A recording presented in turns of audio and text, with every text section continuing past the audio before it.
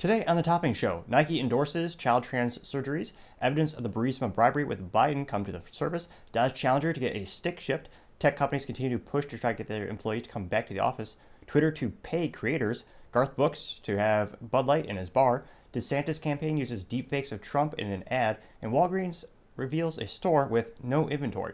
All that and much more on the Topping Show.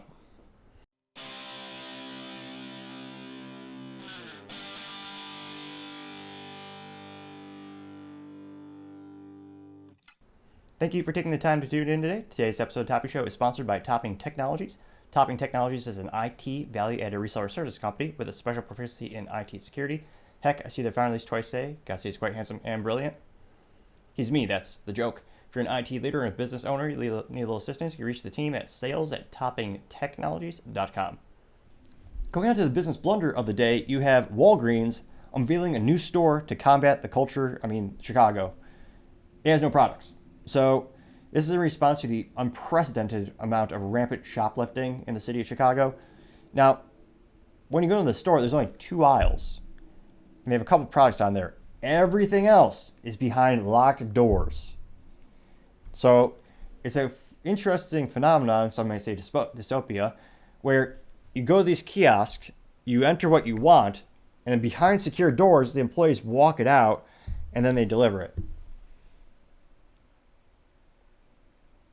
Pause for dramatic effect. But again, I don't know how much this is going to do because again, bad guys they could suit up. Well, let's be honest, they don't suit up. They could sweater up. I don't know what you call them, the ski mask up. But even if they don't do that, they can just go to the kiosk, order it, and then they come out and you ambush them. And again, this just gives more of a competitive edge to Amazon because they'll just deliver everything. But really, the business blunder is doing business in the city of Chicago. It's not profitable. It's not safe for your employees. Get out. Again, if they really want to turn the city around, they've had 100 years to do it in terms of who's controlled the city, Democrats. But if you want to fix the city, you need to double or triple the police force. Make sure try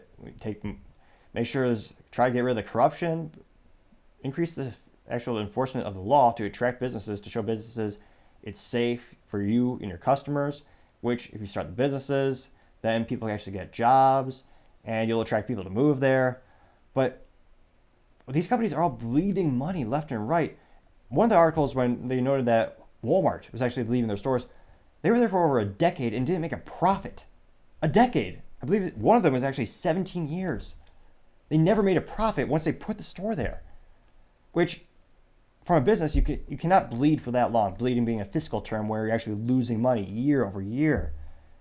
And those stores, not only are they losing money, but their employees are threatened daily. So I don't see an upside.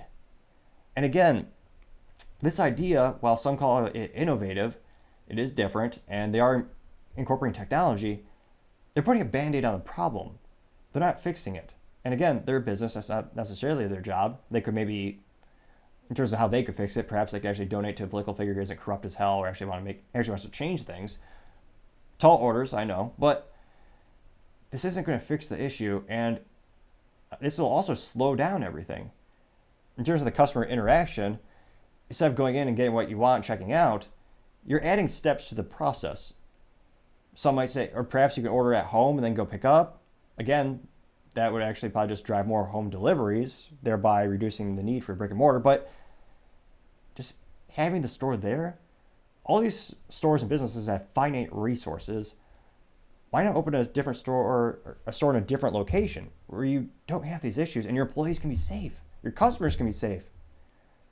It's just to invest all that money in all those resources and still ignoring the fact that there's going to be crime there. There's going to be issues with the store.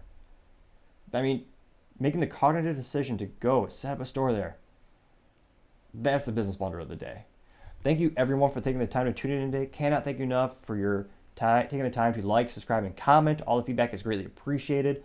Also, don't forget to tell your family, tell your friends, tell your coworkers, heck, tell your enemies, tell anyone and everyone to stay safe and fight the good fight.